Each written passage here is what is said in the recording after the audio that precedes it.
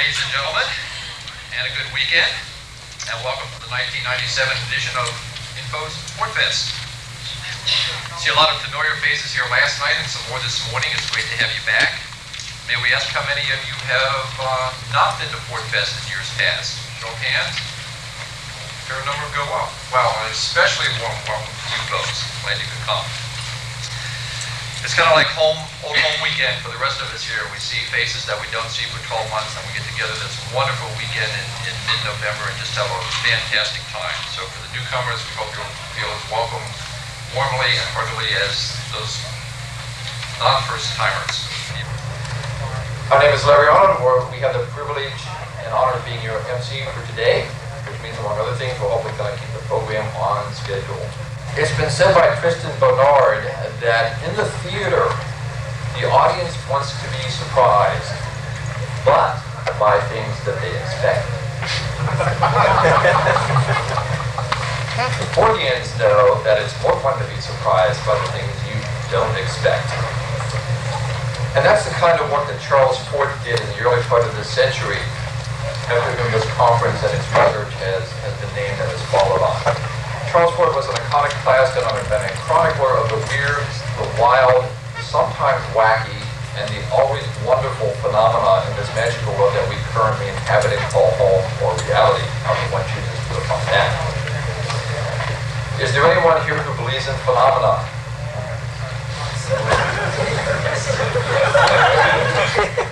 We have a button that says, I have a need for power and control because I believe in phenomena. If any of you saw us a month and a half ago on Annie's program, The Unexplained, discussing spontaneous human combustion, you would have caught the skeptics spokesperson, a Dr. Stephen Novella from Connecticut, who gave ourselves and, by default, all of you a free psychoanalytical analysis by claiming that anyone who believes in phenomena must have a driving desire and need for power and control. That's your medical diagnosis today. Thank you very much, Dr. Novella. Well, Charles Fort believed if he could believe in anything in phenomena, and in his 4 books that began with the book The Damned, Then Low, Then Wild Talents, and New Lands, thank you very much. Just some of the best books written, we believe, in this century. They are compiled in a single volume. Go to the bookstore in room 329 and get that book if you haven't seen it or don't yet own it. It's a wonderful treasure of wild, wonderful things, mostly called from the annals of science. Speaking of science and years, it's been a wonderful year, hasn't it? It's gone by incredibly fast. We can't believe it's been 12 months since we all got together here last. And in that year, we've noticed that Fortiana, those magical things that science can't yet explain and tends to not even acknowledge, has begun to enter the mainstream quite dramatically. Television, X-Files, of course. Phenomena, this thing from one of the tabloids talks about our baby Samantha is perfect, but she has 6 fingers and 6 toes. Now we would say that's kind of a phenomenon. It's kind of Fortian. In advertising, Fortiana has just gone wild. You can find it. How many of you have seen car commercials on television that pick UFOs and other Fortian topics? Charles Fort, by the way, was talking about UFOs and alien presence long before our namesake saw something over Mount Rainier in 1947. Just this week in our computer magazines, you can see an ad involving UFOs for OS2. Creative Labs is advertising its sound card with UFO motif.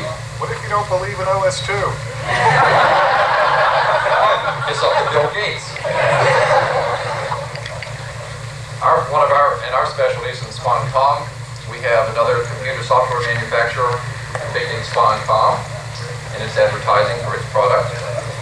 This one we cannot for the life of us figure out, but if you go on the web and pull up Continental Airlines webpage, a couple pages down, you see this little graphic here enlarged, and the caption says, bribe a coworker to tell the grim tale of alien abduction. And what it shows is a flying saucer zapping someone who used to be in a pair of shoes and a briefcase somewhere in oblivion. Maybe this person read a chapter in our book of life, we don't know. What this has to do with Super Saber Pairs?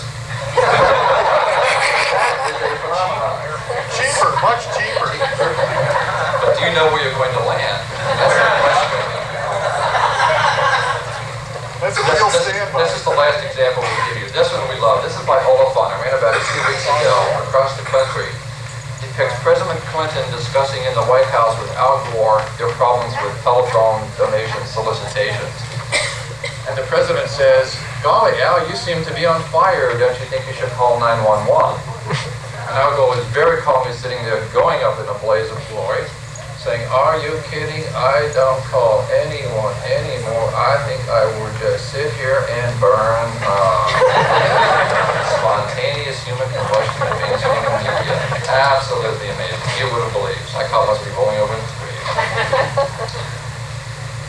One of the reasons we believe that Fortiana is getting worked into mainstream media comes as a result of imaginative, thoughtful, interdisciplinary, and cross-discipline scholarship, such as that done by our first speaker today.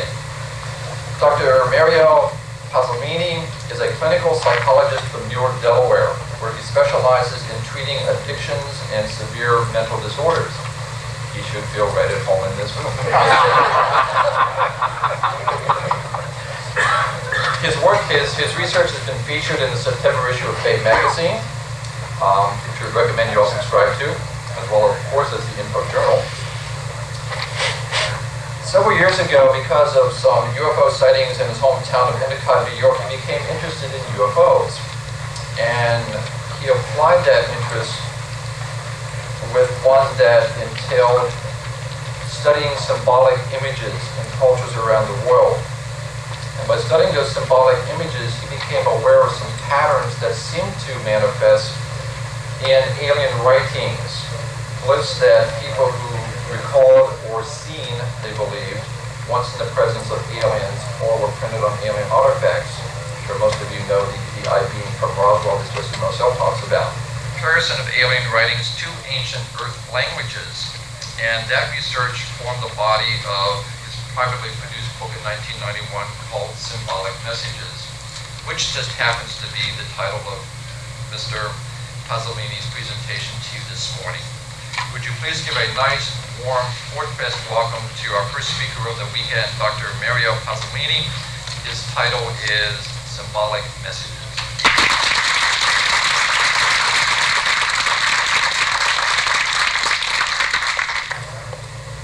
I have a handout, actually. I tried to Xerox onto one piece of paper everything I know. And honestly,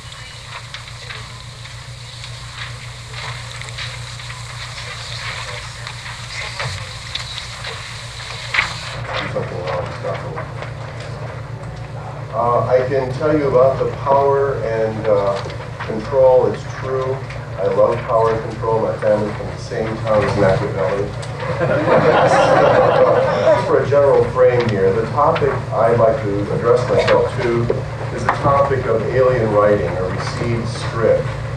And I'd like to distinguish this a bit from channeled writing because I'm, right now at least, more interested in the form of the message than the message itself. And that's for personal reasons.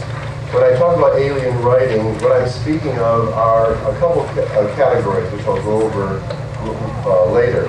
One is instances, which are rare actually, where people have actually seen pieces of craft or seen actual alien artifacts and have seen symbols on those artifacts. So the best example, of course, of that is the Roswell material with Jesse Marcel and his son, Dr.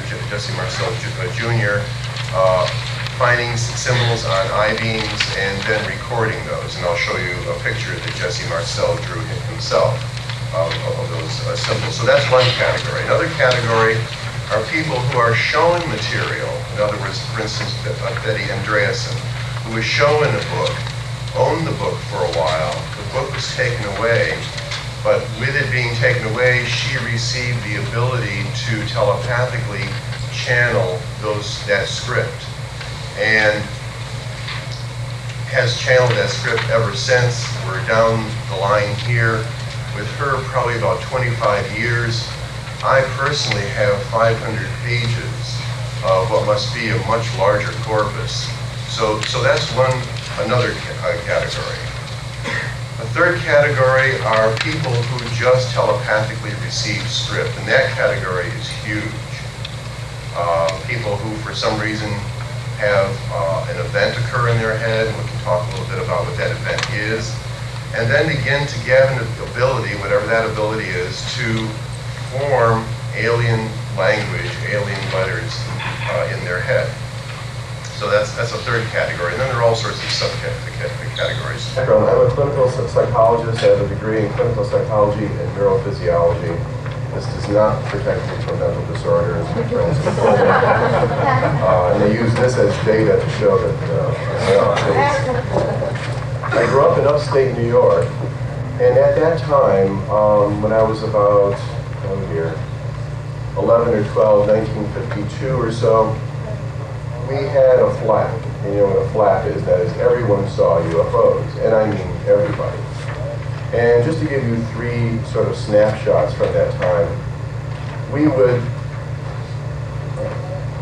people began to see UFOs, mostly housewives actually, who were out hanging up laundry, because this is before the wide sale of clothes dryers. People would be hanging their laundry and say, "Oh, look at that aircraft." And my mother did this one morning. She says, "Come outside, there's this aircraft." And so I ran outside and we looked, and there's a circular disc hanging in the sky. Now as I look back, it probably had to be about the size of a football field. A cloud actually. And then emerging from the cloud was a craft about that size compared to the cloud. I'm about this big. This was perfectly silver, with a fine line like this, and then what looked like tiny black windows all along the edge. Well, this just totally blew my mind, because I really liked aircraft. My uncle had been a World War II pilot. He used to take me up in planes every day, and I had never seen anything like this, and neither had anyone else around. And after this event, people began to see these more and more. And as you know, that's a characteristic of these kinds of phenomena. That is, there seems to be a cascade of whatever this phenomena is. It starts and then it cascades. More and more people see it, especially as they report it to each other. So this is one kind of event. Then morning after morning, of course, this is one trial learning with high reward. Everyone would go out and look and scan the horizon. And of course, we began seeing all sorts of stuff. And probably the causes were maybe real UFOs, floaters in our eyes, other people's laundry. It was hard to know at that point what was happening. It got pretty hysterical. This culminated in what I remember now as the Night of Rainbows. And I have no idea what this was all about. Just as some data, background data, we are in an area where we have the aurora borealis. And so we all were accustomed to that phenomenon. But what we saw that night were these, what looked like tiny pieces of light zooming across the sky, and then they would leave a rainbow trail until the entire sky was filled with rainbows. And I remember most of the people in the town on our street just standing there staring at the sky, sort of unbelieving, wondering what the hell that was. So that was another event. Then the sort of cincher on all this, the one that really destroyed all my hope for objectivity after that, was that I worked at my father's place of business, and we had a friend who had a farm and was called Newark Valley, which is a valley next to where I grew up. What happened is, just briefly, is a neighbor to our friend, not our friend himself, a neighbor to our friend was found missing one morning. I believe it was like in October. It was probably later in the season because there was snow on the ground.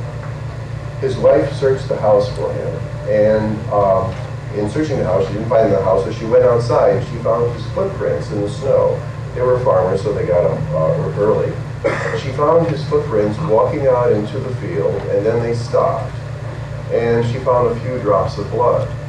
Now we're getting this from an absolutely ordinary family, so I'm just giving you the report. There are no conclusions to be made. He was missing after that for about 2 to 3 weeks. After that, he was found wandering in the woods, very dazed and radioactive, which is a bad combination.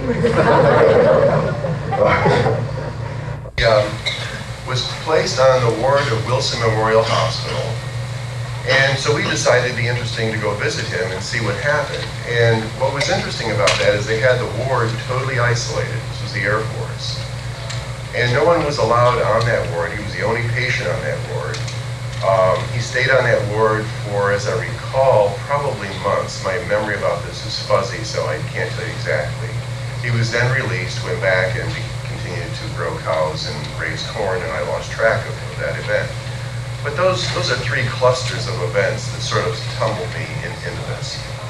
So I began to take a couple tracks in life. One life of mine is true. One life was a scientific life. I started out in physics and ended up in clinical psych and neurophysiology. And the other piece did this at night surreptitiously. As a consequence, I probably have one of the largest UFO book libraries on the East Coast, which I keep hidden. So there's that piece. My interest in psych sort of reflected this because I became interested in the visual system. Then I became interested in symbols. And then I became interested in ancient alphabets, how people come to represent meaning by symbols and transfer meaning by means of symbols, and did sort of a study, a layman's study really, of ancient alphabets and their origin. In doing that, one of the things that I stumbled across was that in almost every case, that's an exaggeration, but I'll say that because it sounds good, in almost every case, every major alphabet, that culture would say that they were not responsible for that alphabet, that the alphabet was given to them by someone from the sky. One example would be the Egyptian alphabet, hieroglyphics. Hieroglyphics come in three forms. There is the hieroglyphs themselves, the formal script. There is hieratic, which is a less formal script, but an old cursive script. And then there's demotic, which is a much later form of a cursive script. The first two, hieratic and the hieroglyphics, were said to come from the god Thoth, T-H-O-T-H. And he was the god of writing, the god of messages. And so the culture's explanation to themselves was that these writings came from a creature from the sky. Thoth is actually a moon creature. The Egyptian iconography does not follow the same iconographic format that we have, so that in our system, Thoth, a writing god, an active messenger god, would probably be a solar god, but in this culture, it's a lunar god. Just keep track of where I am so I don't run over here. Another example is Alani. Alani's was a Babylonian, probably Sumerian entity. It's where the word John comes from, probably. This was a creature that came out of the sea, but had an origin in the sky. And it was half man, half fish. In other words, it had a costume, and that costume looked like scales, and that costume was interpreted as fish-like. Then in South America, in Central America, in Mexico, we have Quetzalcoatl, and that was a serpent, a feathered serpent that came up out of the earth, but also had a sky reference in that it was feathered, and in some pictures is pictured as having wings. I was fortunate enough to make a trip to Mexico and went to a cave in a small town in the state of Guerrero, which is called Uxtlahuaca. And that cave is probably, the paintings in the cave are from about 1000 BC. And what's interesting about that is it pictures this serpent coming, it looks like it's both coming out of the ground, but there's an entrance so that it came down out of the sky and then came out of the ground, and it's handing a symbol to a person, and that symbol is sort of resting on some sort of nebulous quasi-handshake. So this is another example of that mythological reference. I'm just giving you some backgrounds here, because what turns out is this whole issue of alien writing doesn't start in 1947. This starts forever. In other words, it seems to be either hardwired into our head, archetypal, or something's actually happening. There's a variations on those possibilities, but those are some possibilities. We have another one that's so obvious that sometimes I missed it for a while, and people miss it, and that's Moses. Moses goes up on the mountain and has stone tablets and has them engraved by the finger of God. Well, that has to occur in characters, and we assume that those characters were some form of early Hebrew, and this is probably, you can correct me if I'm wrong here, before the current form of the Hebrew letters was formed, the square form. So it may have been in ancient Hebrew, but no one really tells us that. So this is another situation where someone from the sky produces symbols on a stone tablet, and then these become not only writing, but an entire paradigm for religion. Another example are the Mormons, a very successful group. One thing that's good to look at here is you think if these are really crackpots, and if this is crackpot information, it really shouldn't work so well. But as you know, some of these cultures did fairly well. The Egyptians, that culture probably lasted in dribs and drabs for at least 4,000 years, and that's no mean event, with all the human frailties to have lasted that long. The last person to be able to read hieroglyphics probably died in about 300 AD. You can find precursors to this writing on pottery shards going back 4,000 or 5,000 BC. So we have a very long tradition, a very long culture. The Mormon story is very interesting, and you actually have a piece of this on your handout. If you look under the Symbolic Messages logo, you'll see the two renditions I was able to find of what the original place looked like. The story here is in the late 1830s in upstate New York, Palmyra, New York, the same sort of quasi-hotbed that I come from. Joseph Smith was instructed by an angelic being, Moroni, to dig into the ground for golden plates. And upon these plates was engraved a text.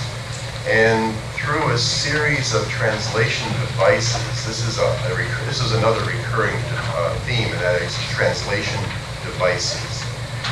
In other words, an isolated room, perhaps some sort of scrying stone or a mechanism, assistance, and a veil. There's always a veil involved for some reason.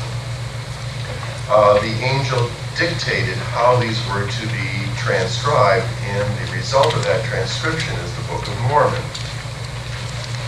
These are two copies made of one of those plates by two different people. And what's interesting about this example, if you look at it, this points up one of the difficulties in this whole area, is that if you look at the two copies, one is obviously one person copied more than the other person, A, and B, the influence of the individual person's psyche on what they saw and how they copied. You can see that the two copies are not exactly the same. So our first problem begins to enter here, and that is if someone's talking to us from out of the blue, and it's going through our particular heads, it's going to take on our particular characteristics, and just like if I took handwriting samples from all of you and compared them, an alien might not know that this was the same language. So if you look at these, you'll see that the first few symbols begin to look the same, but as you go on, they look increasingly different. So some process is going on, some individual process contaminating the original code, if in fact the code is being viewed as on an actual plate. As you know, the Mormons are extremely successful. Whatever this paradigm was, it worked really well. Lots of people, lots of money, beautiful churches. And also, they happen to have run across my small monograph, and they're very interested. They're now sending me lots of material. They apparently have other writings and other code systems that they'd like to have translated. So that's another historical reference. Just to give you one more, you have your Rancha material. Whether or not this was originally in a code or not is up for grabs, but there are codes involved in this, and there is writing involved in this. I'd like to veer off into one of the major examples. This is my favorite, so that's why I'm going to talk about it. Doesn't mean it's as important. But that is the work of Dr. John Dee. This is a very interesting story which I'll try to condense. John Dee was the astrologer in the court of Elizabeth I. And how many people know this story? Which story?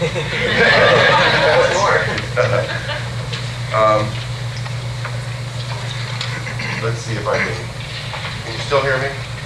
Yes. Son? Yes.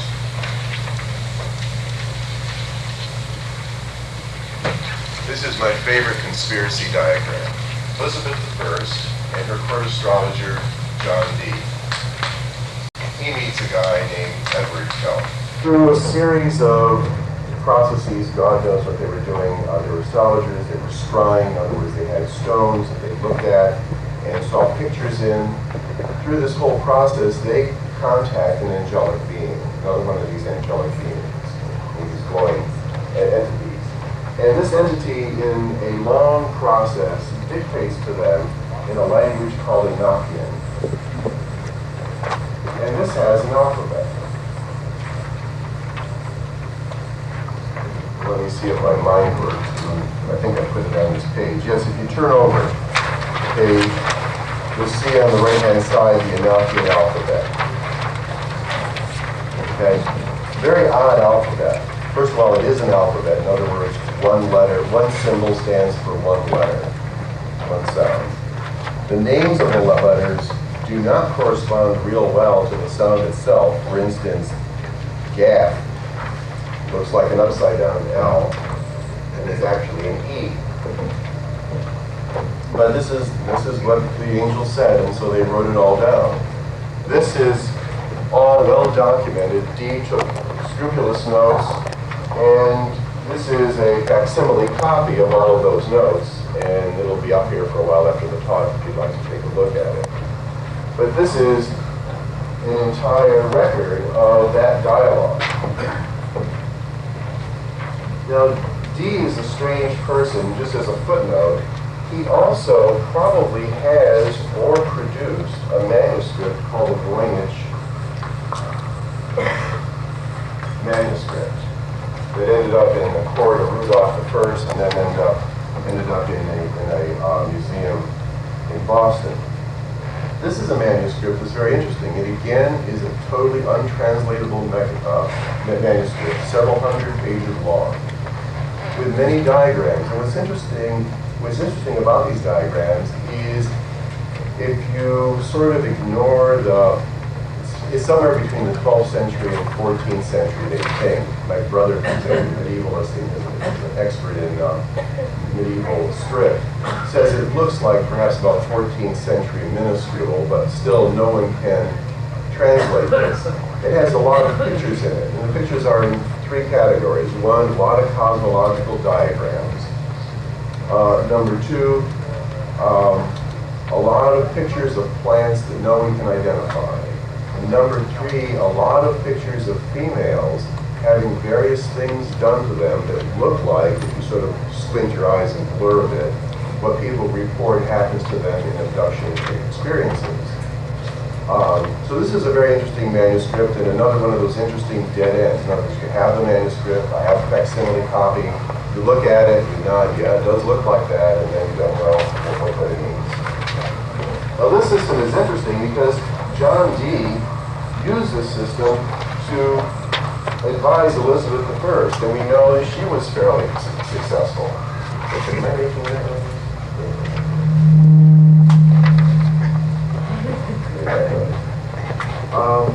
And so this is an important system. This is a piece of hidden history.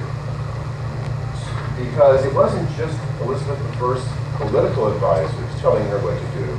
It was John Dee in the background doing two things.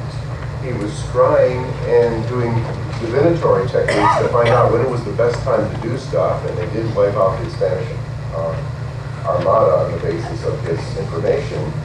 And number two, he was also produced a system, the angel helped him produce a system where he could influence events. And just as a footnote, the same system was used by some of the occult underground under the aegis of the British government during World War I to help World War I come to an end on 11/11, which is another whole great story that you have talked about this. Now this disappears for a while. We're at about 15 something here. Now this disappears. It goes underground into different societies. And it's up again very clearly in about 1870 in the form of a man by the name of McGregor Mathers and Westlake.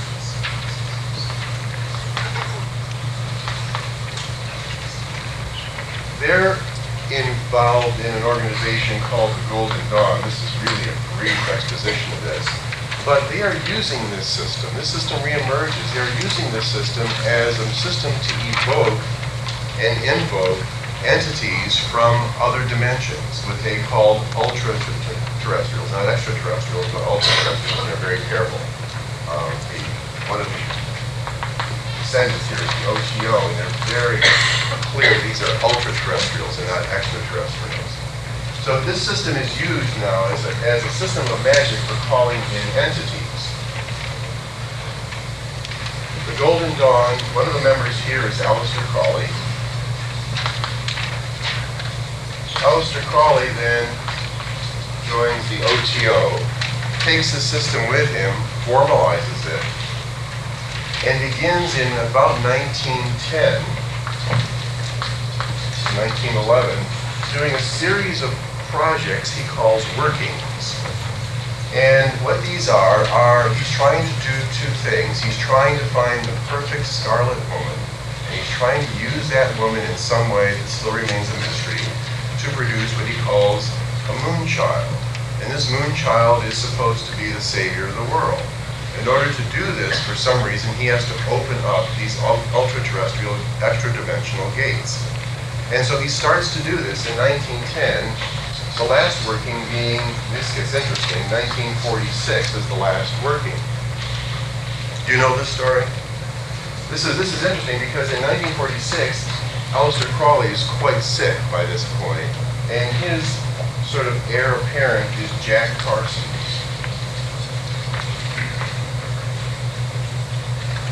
And this is where all conspiratorial theorists should really perk up their ears because it gets really good. Yeah.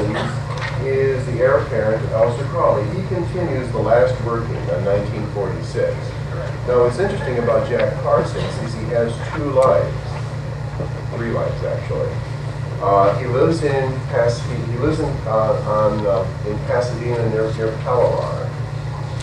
He lives in the same place, same area as two people, Adamski and Everett Hale, who's building Mount Palomar.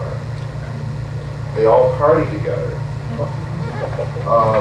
Jack Parsons is also the head of the beginning of the Jet Propulsion Laboratory. The government hires him knowing that he has a history of being an arch magician. He's carrying on sex magic in Pasadena, which is not cool. 46. He has a lab assistant. Who's his lab assistant? Well, his lab assistant happens to be L. Ron Hubbard. This is such a good story. L. Ron Hubbard does a few things. A, he's very bright. B, he takes Jack Parsons' wife as his ritual mate. Jack stands back because he figures that this is right because Aleister says this is the way things go. Aleister fortunately died at that point. Hubbard also takes his yacht and all of his money. So Jack is left pretty much bereft of much, but continues to work, continues to do his working, continues to work in the Jet Propulsion Laboratory, is called to his lab, and people, this is a confused piece of history. He's called 5 in the morning or 5 in the afternoon, if you choose. It's more conspiratorial for it to be 5 in the morning, and that's what I prefer. So 5 in the morning, but I think it's actually 5 in the afternoon. He gets into the laboratory and is blown completely to bits. And from a study of the explosion itself, it looks like there are two theories. He made a mistake, but remember, he's a weapons and explosive specialist and probably did not blow himself to bits. And the second is that he was blown to bits. So that, and then that's another dead end. L. Ron Hubbard has a lab assistant. His lab assistant turns out to be Werner Erhard. Bad news. Very bad news. And just as a footnote, for a while, one of Werner Erhard's friends and assistants was John Mack. Okay. Now, if I filled in the rest of this diagram, we'd be here for the rest of the afternoon on another whole topic. What is interesting, though, is if we look at the entity that Alistair first contacted in this early period, the first entity's name was Ilos.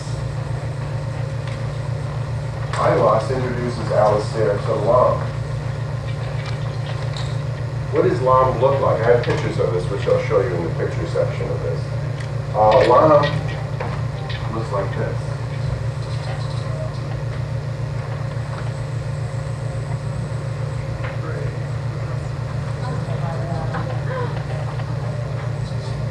And he happens to be gray. But this, remember, is 1910 to 1911. So Alistair was not reading John Mack's book. He was not reading Bud Hopkins' book. This is out of the blue. Again, another interesting data point, and now what? Who knows? That's actually the topic of this talk, is who knows. Let's go a bit further here. So this is some background. It's clear, number one, that something's happening here. Something's been happening for a long time. There's a general mythology that says stuff comes out of the sky, gives us information, then we use it, and we do pretty well. That seems to be a pretty well-worn path. Because I've been interested in UFOs for a long time, I decided that I would bring my huge repertoire of skills onto some small area and see if I could figure something out. And so since I had the background now in the visual systems, since I had the background in psych, and since I had the background in some background, a mild background in ancient languages and ancient symbol systems, I decided to focus on the symbols that people found on craft and channel.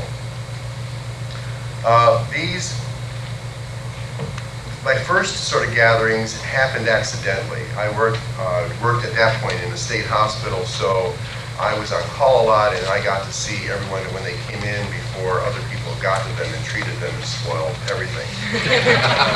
And most of the people I saw were plain old people having plain old horrible psychological and psychiatric problems, but there are a few examples really stand out in my head. One was a woman who came in who was speaking a form of ancient Greek. Actually, in fact, was speaking ancient Greek, but it sounded, after we wrote it down, it was old Greek. It was like ancient Greek. She was an unsophisticated 16-year-old from a farm and had never read a book in her life. So they thought this was a case of glossolalia. It sounded like Greek to me. I don't know a great amount of Greek, and this was an unfamiliar form of Greek, so we recorded it and wrote some of it down. And in fact, this was a gibberish form of that language. In other words, there were a lot of mistakes in it, whatever mistakes means in that context. So that's one example. Second example was a 16-year-old boy who was Amish, came from an Amish farm, came in with notebook after notebook of symbols, writing, and if you sort of isolated your head and read his writings, they were pretty good. It was an entire philosophical system tumbling out of the head of a 16-year-old, complete with diagrams, writing in a symbol system that I had no idea what it was, and expounding a cosmology, an entire cosmology, and it wasn't an ordinary cosmology, it was fairly complex. Again, that really blew my mind. He was immediately put on Melville, of course, and It was sad, actually, because I remember him begging me, don't put me on a drug, I'll lose the channel. You know, saying I'll lose the channel, which in fact he did, and I still know him today. He's a patient on a back ward at this point, totally damaged by those early drugs. That started me collecting writing in a more formal way, and so I began putting out feelers for people who had examples of writing. I began to comb my old books and buying more old books and see if I could find examples of writing. Let me turn that off. To see if I could produce a large enough sample of writing to make any sense out of the stuff. If you look at the front of your page, this is sort of a summary of what I found up to about 1991. I have here a table of writing types. Just as a footnote here, when you're looking at this as a topic area, we're making a lot of assumptions. One thing is we're looking at these symbols and wondering, what does each symbol represent? Does a symbol represent a letter? In other words, is it alphabetic? Does a symbol represent a sound? In other words, would it be syllabic? Let me give some examples here.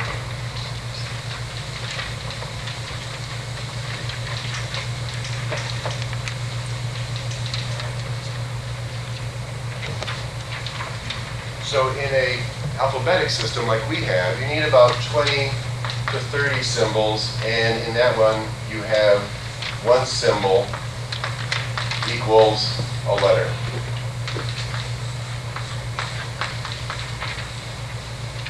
Okay. The next kind would be syllabic, where you're going to need about 60 symbols. A good example is Tibetan. So we have, this is a basic M with no designator except a dot, it's Ma. With this is Mo, Mu. In other words, each symbol stands for a combination of a consonant and a vowel. And a third kind of general system is where each symbol, say this one,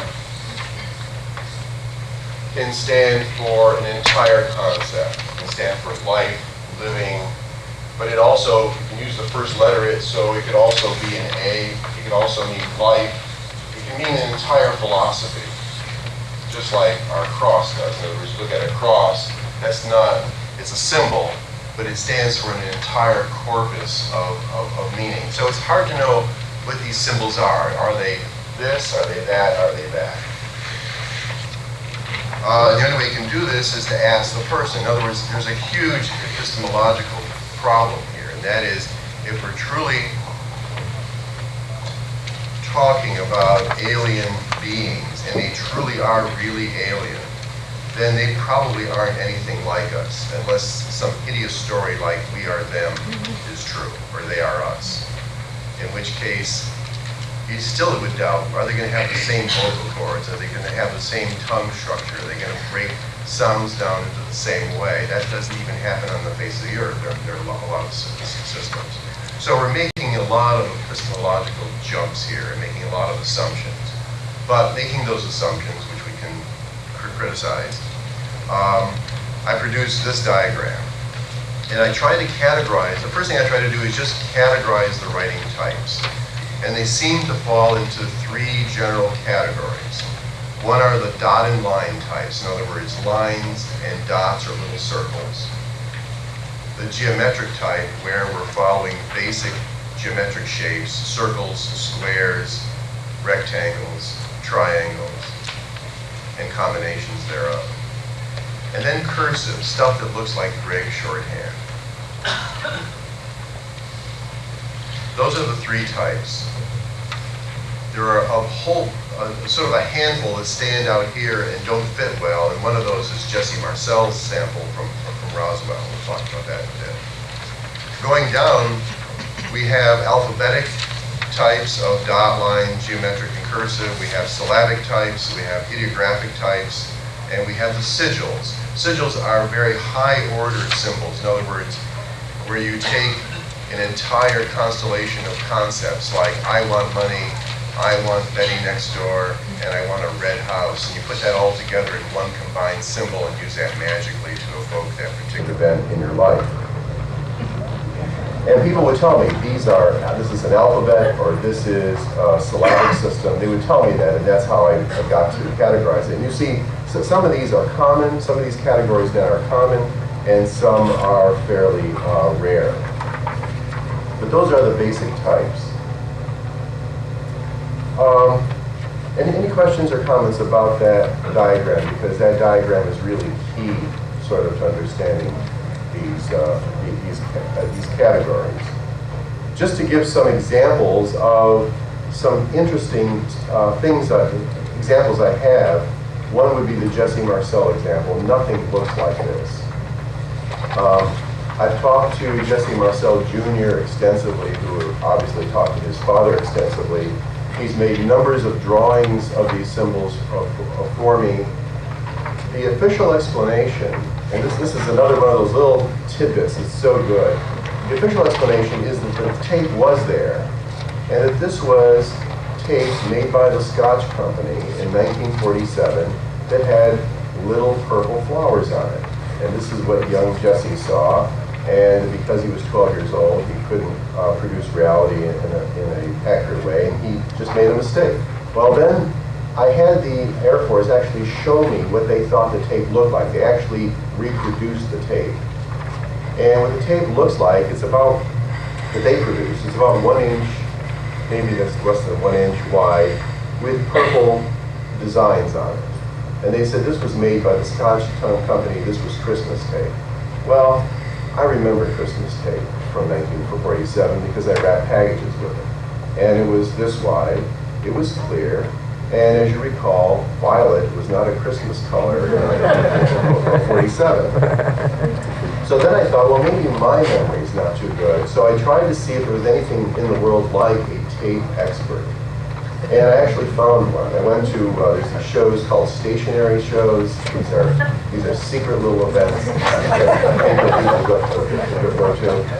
And I found a tape specialist, a woman who collected tape for her entire life. I tried to find a person who was much older than me, so she's in her 70s. She looked at the tape and said, no. She says, they did not make this tape in 1947. And in fact, that jogged with my memory, that jogged with the memory of everyone else I talked to. So this explanation was totally wrong, totally bogus. That tape was not that. So we're back to, what was this? Yes?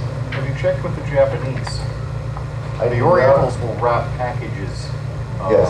in that kind right. of thing. That is a hole in this system, you're right, because another whole theoretical group here are stuff from Japan floating here, or sending here, and then coming down. Now, I did ask that question superficially, but I don't think I've explored it well enough to give you a definite no to that answer. Except the designs don't look Japanese. I did show the designs to a Japanese person, and they said, no, these are not Japanese designs, whatever that's worth. So I can't give you a good no on that. So that's one example. That's interesting. Just trying to give some snapshots here because it's very hard to do all of this in a short period of time. One of my more interesting snapshots that relates to all this stuff is I got a call from an executive, let me see if I can get this right, from an executive of a computer company. He had contacted another friend of mine and asked if she would contact me because he had something important to tell me. I had to meet him in a parking lot on Sunday of an abandoned school. This was very bad. Being Italian and being in control, I run to paranoia. So I was paranoid as hell. By 11 o'clock, he was an hour late. I thought, I'm going to be riddled with bullets. It's all over. He shows up, and I get into his Lexus or whatever it was, bigger car than mine. And begins to tell me a really odd story, and that is he's a computer consultant. He runs a computer firm. He's very wealthy, made his wealth being a computer engineer. I'm trying to predict his identity, so I'm going to have to change locations here. So I'm lying about the locations. He tells me this is what happened to him. He took a business trip to the British Isles, and as a perk for the people he was trying to woo into his business, he took them to Stonehenge. While at Stonehenge, they went off on their own. This is getting pretty new agey, so just bear with me. He falls into, he says, a waking trance, his words. And he looked through the portals of Stonehenge and saw this scene, which he then got drawn into. And he's not sure if that was physical or if it was just in his head. And saw this scene. He saw a hotel, and the hotel had been sliced in half. He interpreted it as a hotel, at least. And he saw a series of rooms. And there was this little figure, well, of course a big head, but it had a black hat on, running up and down the halls, pointing to a door. The door would open, and a symbol would pop out and hover there for a while, shimmer, and then dissolve, and then the door would close. And what he realized what was happening is stuff was getting spelled out. So he began to copy it down and went back there for the next 5 days in some sort of fever of information greed and began copying all this stuff down. He didn't know what it was and began to read widely and stumbled across the Enochian language. Turns out that this was Enochian. So what's interesting here now, he's getting translatable scripts because there is actually an Enochian dictionary. And he produces a corpus of material. He gathers around him many scientists who are in other positions, and they build a laboratory. So he asked me if I'd like to come to his house for coffee, and I thought, well, it's pretty safe. My friend who he had made contact with showed up by that point, and so I thought, well, there's 2 of us, they can't kill 2 of us at once. That was really suspicious. So we went to the house, and I can't tell you how ordinary this house was. This is basic early American furniture of the wagon wheel, the vintage, if you know what that means. A dog at the hearth, children running around. And because I had bladder problems, I said, can I go to the bathroom, which apparently was the key word. I said, can I go to the bathroom? He said, sure, go use the one on the 3rd floor. And I thought, 3rd floor? I didn't see a 3rd floor in this house. It's a 2-story house. So I go upstairs and gingerly find the stairway to the 3rd floor. The house looks and smells pretty good for the first 2 floors. I do find a staircase. It goes upstairs. And the house is actually bigger than it looks like on the outside. And this is not a paranormal event, it's just a perceptual event, a mistake on my part. I open the door to what's supposed to be the bathroom, and I walk into a room about this size. Now, how I missed a room this size attached to that house, I'll never know. But it's there. And their room looked like a combination of a ritual magic chamber. In other words, in the middle was a large Enochian chessboard with all the Enochian letters in the way they're supposed to be, a tablet, the tablet of air, the tablet of water, the tablet of fire, and the tablet of earth. And around the perimeter was more computer equipment than I've ever seen in my whole life. And toward the, I guess, apse at this point of this cathedrelette was an altar. What they had done is they had people who they hired to do the channeling, and they were channeling out loud. And this was being recorded and synthesized and put together. They were describing what they were seeing, so that they were making computer simulations, just like people who do legal drawings for crime cases. They were doing this on computer, making simulations of what they saw. So now what they have are the texts, the translations, what it sounds like, and what it looks like. Now, these people have a plan. In 2004, they're going to go to a certain place in the tropics, and they're going to wait for the mothership. The mothership is going to land, they're going to take off, and go back home. Don't buy Nikes. Don't buy Nikes. Do not put a shroud over your head and watch out for the punch. Right? But this is a true case. What's interesting about this is the language here turns out to be Enochian, And I'm sure that the original event, whatever that original event was probably untouched by, unencumbered by knowledge. In other words, I don't think he had a preset about it in Enochian, but of course I'm not sure about that. Did you find the bathroom? Yes, the bathroom was in, they apparently needed the bathroom. They were all about my age, so they needed the same kind of bathroom facilities that I need. Although I had to go much more often that evening.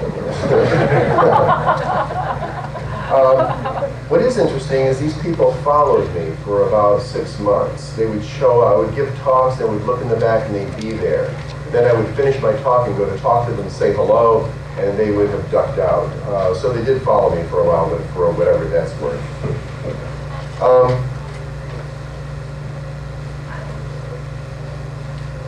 Probably, let me see if I can think of any other example. I told you about the Andreasen example, which is interesting to me because it's so complete. But the trouble is with most of these examples is that they're so brief. In other words, you get such a small example that you can't do a statistical study, although we've tried. In some cases, you can begin to analyze the structure of what's happening there, and it does look like many of these symbolic languages have structures. It looks like there's inflection, it looks like there's combinations. In one case, what I did is I engaged the aliens in a conversation, whatever this is worth. In other words, the person handed me a huge sample, hundreds of pages. We analyzed the writing down to its basic elements, and then what we had were pages and pages of the writing in its basic elements. Then the next question is, of course, what is this? So I had the person go back and ask the aliens, what's this symbol? What's this symbol? And what we're doing is building a dictionary of whatever that language is, and that language is not Enochian. So that's an interesting project, but again, we're on epistemological shaky ground. There are a lot of possibilities here. One, of course, is that these are actual extraterrestrial messages. Number two is that the human psyche is capable of amazing stuff, which is probably true, or both. It's very clear that a lot of the examples look somewhat alike, but are different enough so that you can't use, like this writing, if you look at my writing when I do it right, and someone else's writing, and this printing, it might be hard to really guess that that was the same language, and I guess I'm having the same problem. We've done statistical analyses. Some of them look like they're alphabetic, some look like they're syllabic, as I said, some look like they're ideographic. Some of the instructions are really interesting, and the one I like, and it's not important for any other reason than that I like it, is a writing where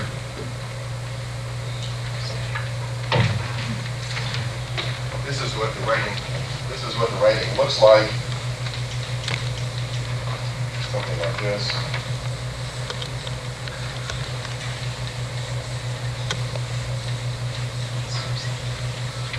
I can write fluent alien. That's probably what I'm going to do this.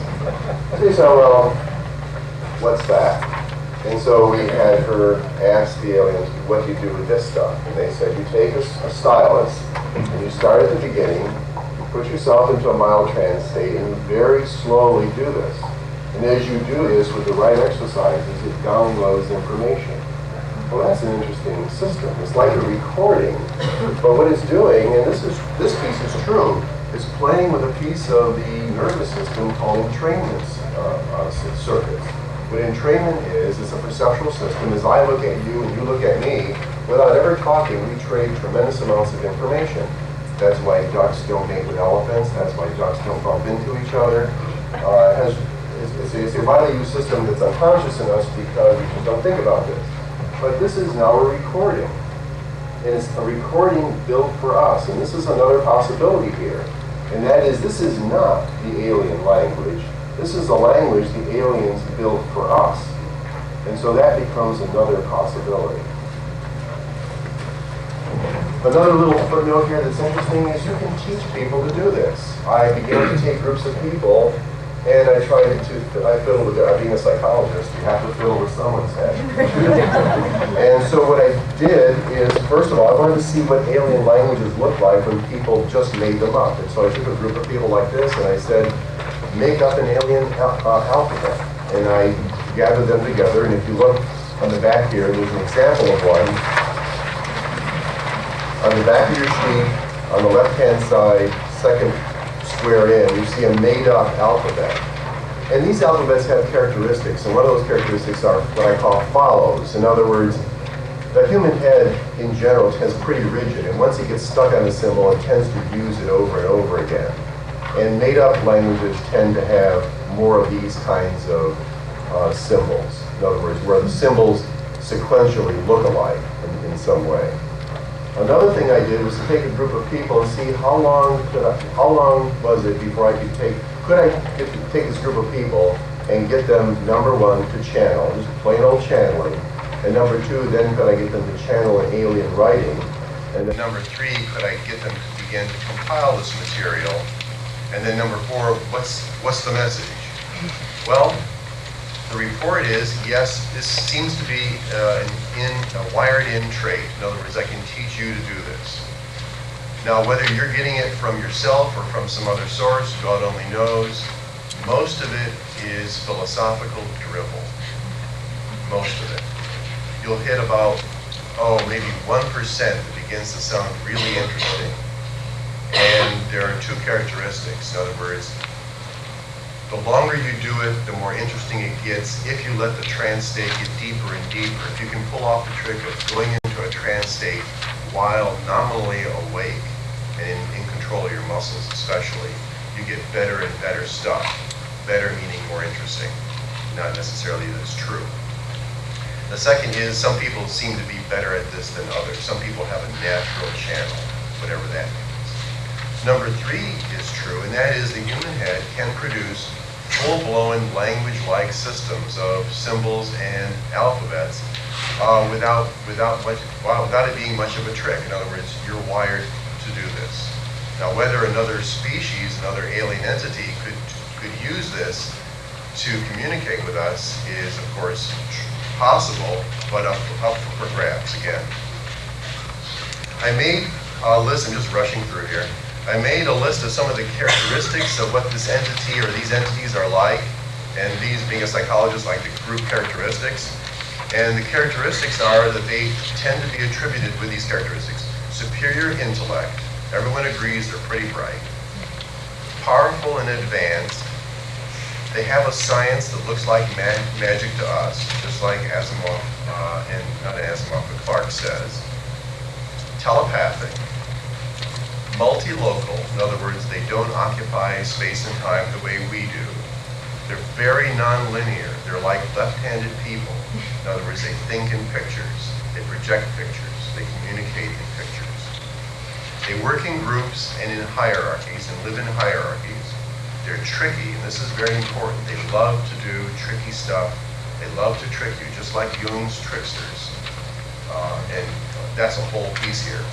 Jungian archetypes have a lot to do with this. You have to know about that system before you begin attributing things to alien symbols. In other words, if I channel across, and you channel across, and you channel across, what's the chance of that being from an external source? Well, almost zip, because human heads are wired to produce crosses.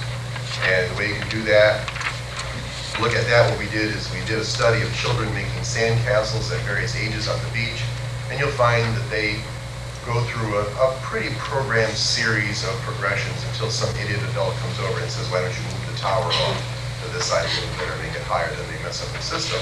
But they go through a series of archetypal stages, and there are some books you can read on that. So they're tricky. They're capable of caring behavior but cold. In other words, they know how to mimic caring behavior, but it doesn't feel real caring in the sense that we think of caring with all of our juices.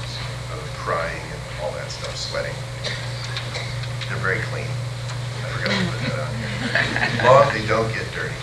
Long-term agenda, in other words, their agenda time takes decades and centuries, not years. Old. They're old culturally and they're old individually. There's no division in them between religion and science. That's all become one. They're multiformed, in other words, they can take various shapes. and they produce various shapes.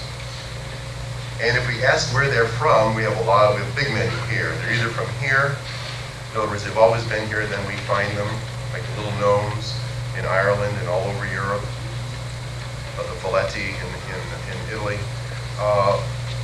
From our atmosphere, there's a whole bunch of things that say that are from our atmosphere. And actually, as you go through time and read writers from 1947 on up, we go up to sort of scale from being from here, local atmosphere, being from heaven, being from the planets, being from the stars, and then being from other dimensions, and then coming back, being from us or through us. The dimensions for their formal structure is, of course, tall, small, humanoid, non-human, smooth, hairy, big head, small head, solid, ethereal. There are all sorts of dimensions that they seem to vary on. Let me sort of stop there and open it up to questions. There really are no translations because our samples aren't big enough. I don't have enough money yet to run this through computer analysis. So I'm doing it all by hand, cranking by hand. There's no Rosetta Stone. In other words, I don't have a biliteral inscription. That's what I need, just like any language needs. Yes? Concept, it's a sort of invention of mine, but I haven't seen anybody use it in real languages or anything strange like this. All of these types you're talking about are sort of like discrete symbols that are letter, and I thought the idea was suppose you want to express degrees of dissatisfaction or dissatisfaction, then you could say maybe some freak being somewhere you use like a higher or lower tone, and they would write it with maybe a line with a little dot, you could place it where you wanted to. But it seems like everybody produces discrete symbols. I have an example like that, and that's exactly what it does. It starts out with a concept of odd and even, and then builds on that. In other words, it starts on a two-symbol code, and then builds on that for up, down, sideways, big, small, all those dimensions. Well, I'm talking about those when it comes to Yeah, it's done something like I can show you.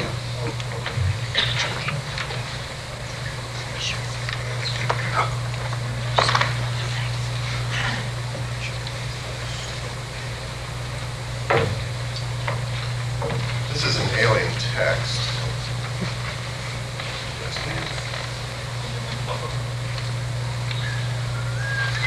See if I can find this quickly. This is that writing.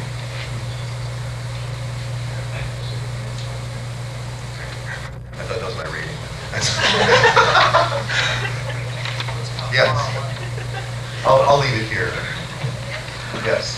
Some of the people who have reported experiences with aliens, abductions or contacts that involve writing, said that they were shown or instructed writing in which the forms were laid on top of each other.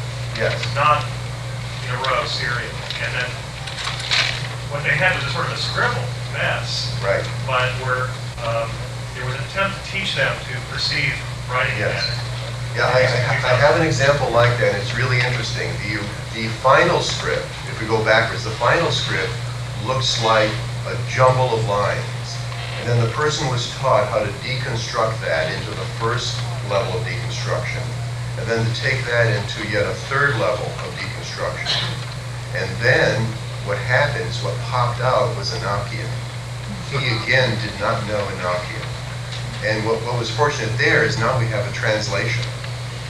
But it's an Enochian dialect, whatever that means. In other words, it's not good Enochian. It's like street Enochian. so yes, there are examples like that. I have some examples that are extremely complex diagrams, and they are taught to deconstruct them. Yes. 18th century, the people write that way. They were able to read, people would write letters and cross their lines, maybe because they didn't want to use more paper. So at least there were two levels, and they could read. Right. Whereas now I find it very difficult. I have a question for you. If you wanted to attract these beings in some way, if you just want to present a few symbols somewhere, in neon or something, I mean, a lot of people try this in many numerous different ways, but if you want to use some kind of specific diagram or writing and present it in neon or some way to attract them to you, how would you do that? Yeah, unfortunately, we've done that. Circle of blue lights seems to work really good in the backyard. What's that? Circle of blue lights. Circle, it's a whole circle. I have no idea what that means. Just a circle like? Christmas tree lights. Oh, Laid out in a blinking circle. lights, like. No, not blinking. No, just nice blue lights. Runway lights. Basically solid blue lights or just light? Non-blinking Christmas tree, non-blinking lights laid out in a circle. With those real tiny lights? Right. I would suggest the Italian blue tiny lights.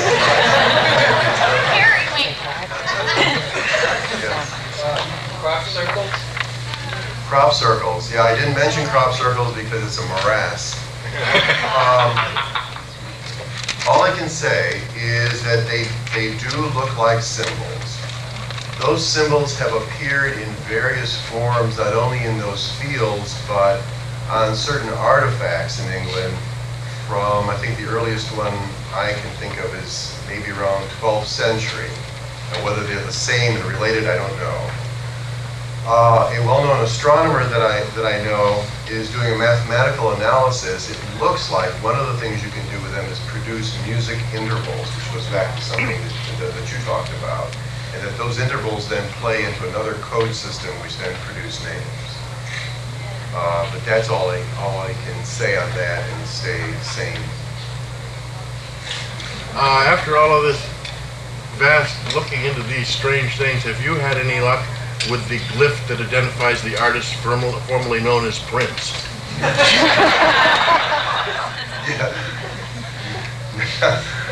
It's yes, actually. It's in this book here. It's an alchemical symbol. I think it means putty, but then. I spent 20 years with the National Security Agency, and they have a couple of publications which occasionally go into unclassified articles within the publication. Yes. You've got a bunch of cryptologists there, and they like to play around with things. And they made an attempt at the Voynich manuscript themselves. Yes, there's a whole report from the government on the Voynich manuscript that was done in the early 80s, I believe. That's about the time I remember the article coming out. Yes, I had that report. It's a But huge this was- report on the Voynich manuscript because they couldn't break it. Right, they couldn't. No.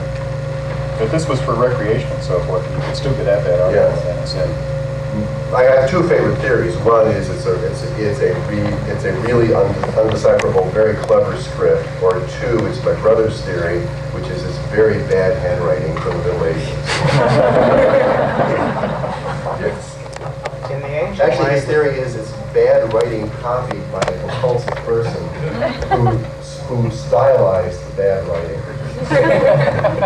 I'm sorry. In the ancient languages where the alphabet was handed down from the gods, do you think that that the symbols themselves were significant, or was it the concept of using symbols to Right. read, write, transfer information? Right. In almost every, I started, one of the little sort of thorns here for me was someone would say, this looks exactly like Egyptian, or this looks exactly like Babylonian. Well, I can stand here and say that nothing looks like Egyptian, nothing looks like Babylonian, nothing is Babylonian. It looks like if this was from an alien culture, if we make that assumption, that they designed this for each particular culture in a very different way. Okay, so no, I don't think there's any validity for those symbols outside of that particular culture. Yes. I got here a little bit late, but I was wondering if you had heard of something called the angelic script. Alphabets. Alphabet, and if there's any relation between that and what's coming through. Yes, I have an example. Another favorite example is a 3-year-old person who, between the ages of 3 and 5, it's actually on the back right there, on the left-hand side, second over from the left, is an angelic script. Now, what's interesting about this angelic script, it was produced by a 3-year-old in 1942. This is before UFOs. And the parents noticed this 3-year-old scribbling on a piece of paper, and they said, "What are you doing?" This is a bright 3-year-old. He said, "I'm taking dictation. The angels are singing, and I'm writing it down." Now, what's interesting is when I looked at that, I recognized it as one of the angelic scripts. And the angelic scripts are another group of scripts that appear spontaneously over and over and over again. Now, whether that means they're hardwired in, or if there's some contamination occurring, of course, we're not controlling for ESP, because that would make the world a nightmare. I don't know what that means. Now, a lot of angelic scripts, if you really look at them, are forms of Hebrew letters. And so you have, there's another component happening here. Yes? I wonder if I could just add one more Sure. thing. I had somebody tell me that her name was Juliet. She was in Ithaca, New York. It must have been about maybe 8 years ago. It was dark. She saw many saucers, or what she thought were saucers. She saw many lights that had an actual conscious movement. They took formations. They broke up into groups, and they seemed to be forming some kind of letters. Right. She received the message to write it down. Right. She wrote it down. I may still have a copy. She found one person who translated. She found 2 different people who claimed to be able to translate parts of it. And it was some kind of a spiritual message, I believe. Something about the individual and the family. Right. I'd be interested to see that. I have only a few examples of what I call skywriting. Yes. Yes. How about automatic writing? This is automatic writing. In other words, there's one group of automatic writing that's ordinary, and that is where people automatically write in their native language and you can read it. Then there's another kind of automatic writing that's this kind of stuff that no one can figure out. We're at the end of the talk. Can I leave you with just one more thing? I just thought as an example, I happen to have,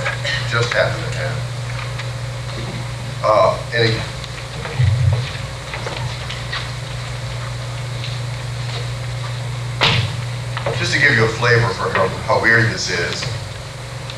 This is the diagram. This is the alien writing. Okay? Doesn't even look like letters anymore. Right? Now I have a transliteration of that by the receiver in the alien language. Would you like me to read that? Oh, yes, I will read that for you. If I burst out laughing, please. But this is it. I'm going to read it the way they read it to me. Exactly, so let's get into this. Clara tactura na nekra napama soka plaj ni suram tra sinya ankartach sima tosona da suvanam minan mama. That's it. That's it. Translation. Would you like to hear that? This is so sick. I'm really embarrassed. I just lost my license. The topic is Klar, the first word in the alien message, and there's apparently an attempt to define it. It says Klar. The sweetest drink is Klar. Its smoothness is death itself, and its darkness is a soft veil. We are wrapped in Klar, and it is all we know. Sadness and sorrow are its names, and we drink of it with unquenched sighs.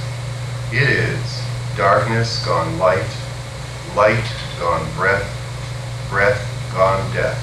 Sweet Klar. Monday morning coffee. Thank you.